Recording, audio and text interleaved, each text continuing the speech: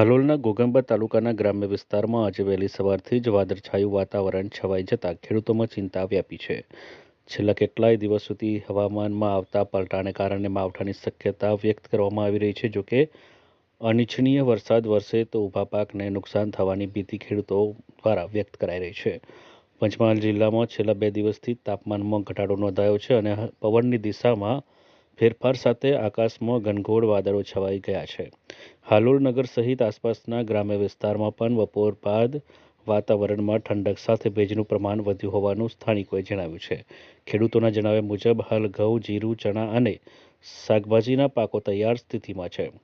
આવી પરિસ્થિતિમાં જો માવઠું પડે તો પાકની ગુણવત્તા તેમજ ઉત્પાદન અને બંને પ્રતિકૂળ અસર પડી શકે છે. ખાસ કરીને કાપણી માટે તૈયાર પાકને વરસાદથી ભારે નુકસાન થવાની શક્યતાઓ છે. હવામાન વિભાગની પ્રાથમિક અનુમાન મુજબ ગુજરાતના કેટલાક ગ્રામ્ય વિસ્તારોમાં પશ્ચિમ વિક્ષેપના કારણે વાતાવરણમાં પલટો આવ્યો છે, જેના પરિણામે મધ્ય અને ઉત્તર ગુજરાતના ભાગોમાં છૂટાછવાયા વરસાદની શક્યતા નકારી શકાય તેમ નથી. જોકે સત્તાવાર આગાહી અંગે સ્પષ્ટતા હજી બાકી છે.